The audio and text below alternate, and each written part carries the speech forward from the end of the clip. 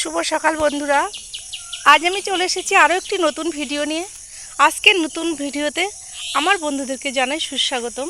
ভিডিওর প্রথমেই বন্ধুদের জন্য রইল আমার আজকের মিষ্টি সকালের মিষ্টি ভালোবাসা।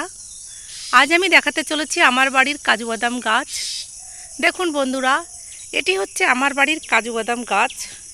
এর বয়স মাত্র 1 বছর। 1 বছর হলো আমি একে লাগিয়েছি। এর আগেও আমার একটি কাজু বাদাম গাছ ছিল। সেই কাজু বাদাম গাছটি অনেকটা বড় হয়ে 3 বছর 4 বছর পরে সেই কাজু বাদাম গাছটি মারা যায়। তারপরে আমি জানতে পারি যে কাজু বাদামটা হলেও সেই বাদামটা খাওয়াটা খুবই টাফ বের করে, কারণ কাজু বাদামের মধ্যে যে কষ থাকে সেই কষটা বিষাক্ত। সেই কষটা হাতে বা মুখে লেগে গেলে সেখানে তৎক্ষণাৎ পুড়ে যায় বা ঘা হয়ে যায়। তাই আমি আর কাজু বাদাম লাগানোর কথা কখনোই ভাবিনি। কিন্তু এত বছর পর গত বছর আমার বান্ধবীর বাড়িতে কাজু বাদাম গাছ হয়েছে এবং তাতে কাজু হচ্ছে। সে আমাকে অনেকগুলো কাজু বাদাম দিয়েছিল, কিন্তু সেই কাজু বাদামগুলো আমি কীভাবে খাবো বুঝতে পারছিলাম না। তখন আমি নেটে সার্চ করে দেখলাম যে কাজু বাদামগুলো পুড়িয়েও খাওয়া যায়। তাই আমি সেই কাজু বাদামগুলো পুড়িয়ে তার মধ্যে শাঁস বের করে যখন খেলাম, তখন আমি অবাক হয়ে গেলাম যে দুর্দান্ত স্বাদ খেতে। বাজারের থেকে কাজু বাদাম তো অনেক খেয়েছি, প্যাকিং করা কাজু বাদাম বা লুজ কাজু বাদাম আমরা কিনে খাই, আমাদের রান্নার কাজে তো ওটি ব্যবহার করা হয়। কিন্তু এই পুড়িয়ে খাওয়া কাজু বাদামের যে স্বাদ, সেই স্বাদ যেন এখনও আমার মুখে লেগে আছে। না, আমি একা খাইনি, আমি অনেককে খাইয়েছি যে এত সুন্দরের স্বাদ। যে খেয়েছে সেই বলেছে ওয়াও, এত সুন্দর খেতে।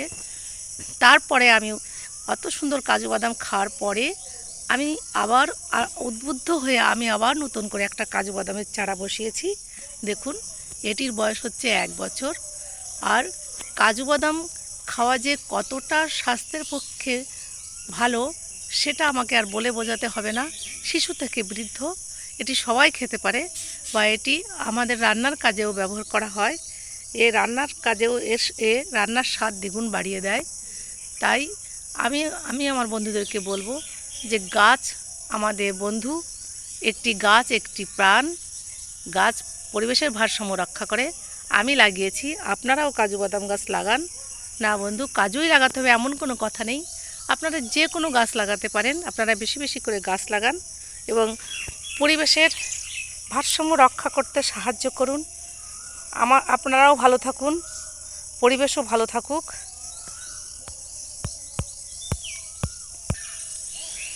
আসুন আমরা সবাই মিলে বেশি বেশি করে গাছ লাগাই এবং দূষণমুক্ত পরিবেশ তৈরি করি।